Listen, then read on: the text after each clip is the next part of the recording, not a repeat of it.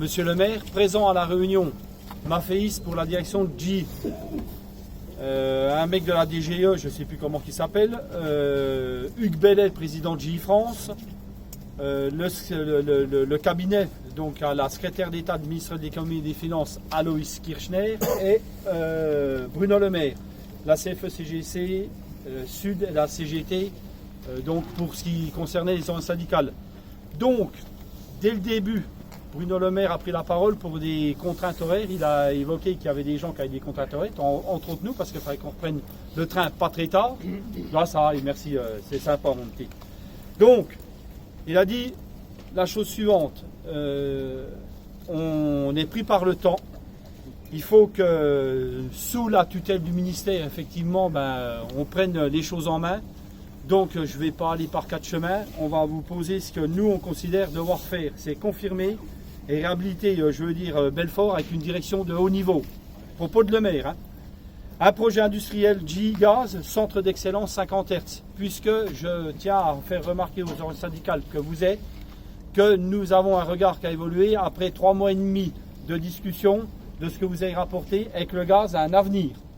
Donc si le gaz a un avenir, Belfort doit rester un centre, je veux dire, de fabrication. Le report d'un an de la délocalisation de la ligne combustion Estator, je veux dire, à Boulogne, mais le report dans l'année avec le fait d'obtenir des reconversions sur, je veux dire, des métiers par rapport à la combustion. Un accord de réduction de coûts qu'il faut réviser, effectivement, il n'est pas acceptable. Là, on parle, je veux dire, du plan d'économie des 70 millions d'euros et le sacrifice que la direction de GE imposerait aux salariés que vous êtes, c'est l'accord compétitif. Hein. On parle de ça, rien d'autre. Hein. Donc il dit, il faut qu'il y ait effectivement, n'appelons pas comme ça, un accord de réduction de coûts, mais il doit être révisé fortement. C'est pas acceptable. Et, dernier point, les emplois. Enfin, il y en a encore 2 points, pardon. Les emplois, donc il dit 2700 à 1400 première vague, donc premier trimestre 360 départs volontaires auxquels vous pourriez soustraire les 60 grosso modo départs qu'il y aura d'ici la fin de l'année, parce que ça sera ça, donc on parle de 300, une première vague départ volontaire, et il dit, et c'est là qu'on est moins d'accord à la CGT, jusque là ça peut encore se discuter, et on arrive, je veux dire, je fais une discussion de marchand de tapis un peu avec Larry Culp ce soir au téléphone. Vous en voudriez, je veux dire, parce qu'au départ, on part de 1760 que l'effectif pour arriver, je veux dire, avec 792 à moins de 1000. Il dit, bon, je demande à Larry Culp 1275. Vous faites un pas de 125, lui, il en fait un de 125 supplémentaire pour arriver, je veux dire, aux 300. Non, mais voilà, hein, c'est les choses telles qu'il les a posées. Et vous arrivez donc, je veux dire, à 1275, qui est l'effectif cible pour la fin de l'année 2020.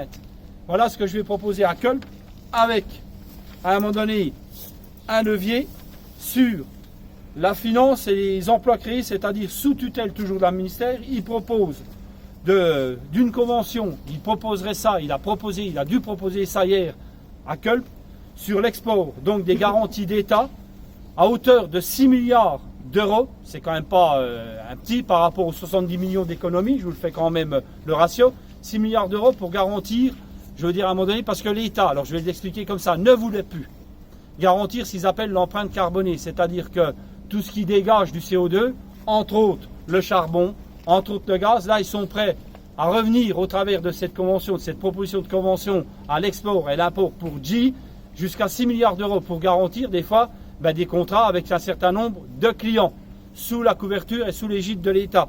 Par contre, il dit, je devrais discuter avec eux pour essayer de faire bouger les choses, parce qu'il y a deux niveaux dans ce débat. Un, on a compris politiquement qu'il y avait un enjeu à la CGT.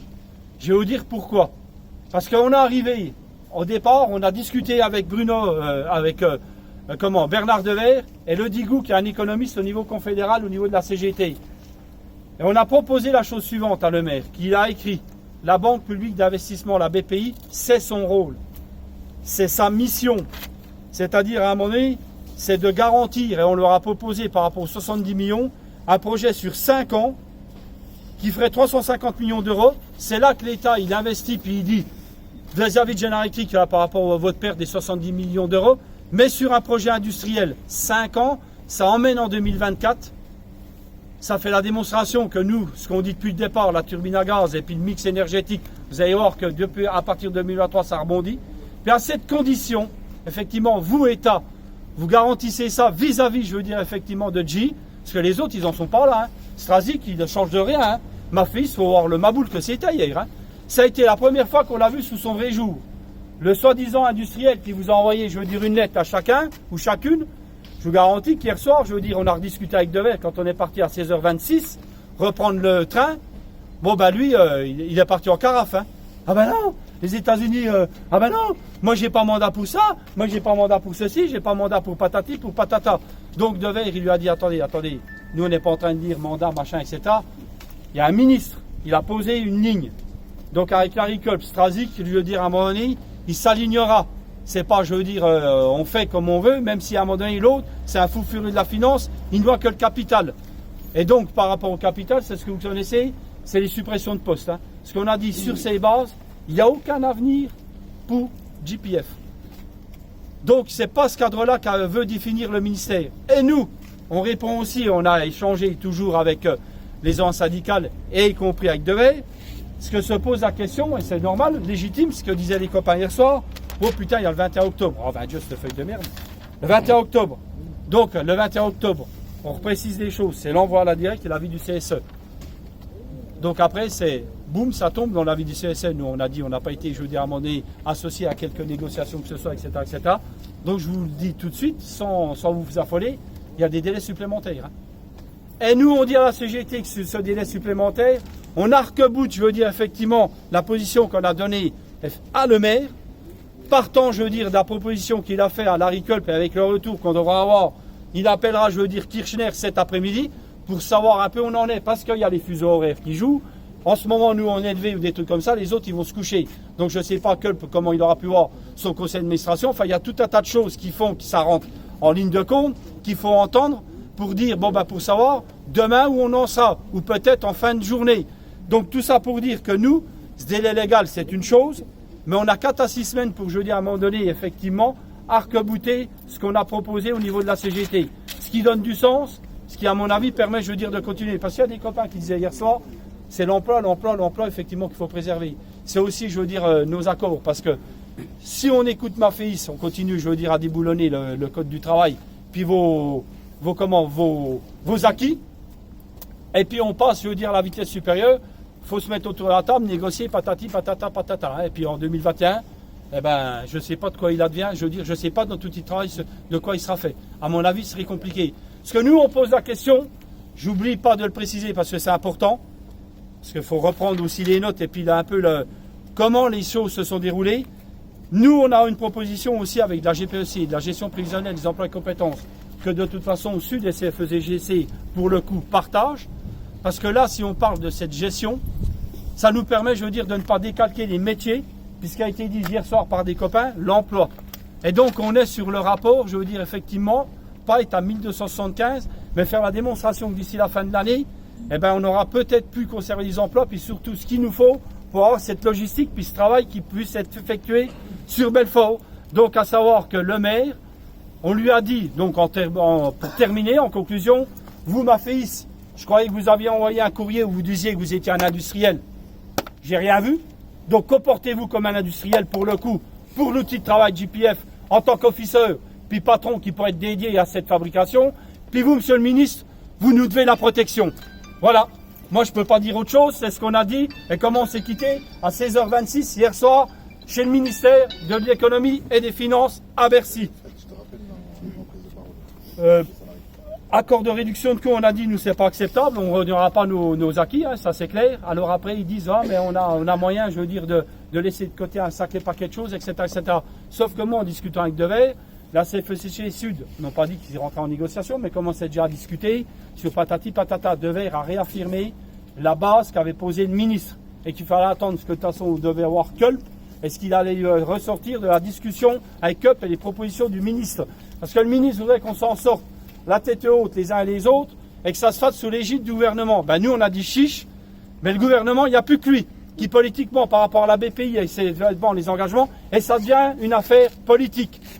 Mais au bon sens du terme, hein, les gars, pas politique politicienne. Une affaire politique parce que pour tenir la dragée, il y a le rapport de force, puis il y a aussi ce que doit faire la politique vis-à-vis de Köln pour qu'ils reviennent, je veux dire, effectivement, à poser un avenir pour cet outil de travail. Comme l'a évoqué le ministre, je veux dire, Bruno Le Maire hier. Voilà à peu près où on en est. Alors il y a deux choses, une, hein. Soit on s'arrête au milieu du guet, puis on va négocier le moins mal, ou soit on va effectivement, je veux dire, et on attend cette semaine pour regarder, et quand je dis attends, il va y avoir des choses qui vont bouger. Hein.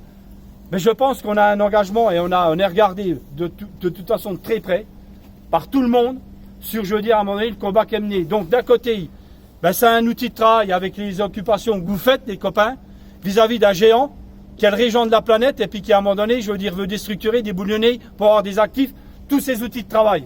On mène cette bagarre, hein. Donc elle n'est pas facile, la ligne à tenir, mais ce qu'on a fait jusqu'à maintenant prouve que déjà, par rapport au départ, on en est déjà plus où on en était. Il faut l'entendre, il faut le voir. Donc il faut ne pas changer, je veux dire, ce qu'on est en train de faire. Syndicalement, socialement, politiquement, on est en train de faire bouger les choses. On a besoin de toute façon, je ne garde pas l'étiquette politique, à un moment donné de l'État et du gouvernement pour, je veux dire, à un moment donné, amener G à de toute façon revenir sur, je veux dire, ce qu'ils avaient décidé pour nous, c'est-à-dire notre fermeture d'ici 2021. Je vous le dis pas autrement, c'est pas autrement que ça sera. Si on est dans le cadre que je viens de vous reporter, on a un avenir. Sinon, c'est foutu. Et quand je dis c'est foutu, c'est pas mal, hein. Ce qu'on est en train de faire, il faut mesurer les enjeux, la solennité, la gravité, je veux dire, de la situation, mais dans le bon sens du terme quand je dis la gravité. C'est que quelque part, je veux dire, le pognon qu'on est en train de perdre, c'est pas le problème. J'avais évoqué hier, parce que le ministre Le Maire l'a dit, vous pouvez avoir aux heures de grève de payer patati patata. Mais on lui a dit, c'est pas le souci. Hein. Et il y a des copains qui ont réagi et qui ont dit, ils ont raison. Déjà l'emploi, déjà nos acquis, puis on regardera les modalités quand on aura gagné ce combat-là. Mais voilà, on n'en est pas là. Donc c'est simplement, je regarde, parce qu'il avait raison. Et donc on est là-dessus et on a reposé avec Bernard Devers les discussions, etc. Parce qu'on a besoin aussi de remettre les choses à froid et de vous rapporter au mieux les discussions et les interventions. Parce que vous, c'est vous et nous qui décidons. On a le droit de demander, je veux dire, aux salariés, aux représentants du personnel que nous sommes, notre avis, bien évidemment, parce qu'on a la gueule dedans. Mais on ne peut pas vous trahir et vous raconter de conneries. Donc c'est pour ça qu'on prend le temps du recul pour revenir vers vous, pour discuter en priorité avec les piquets de grève, ceux qui ont pris leur avenir en main. Voilà mes camarades. Bravo à tous.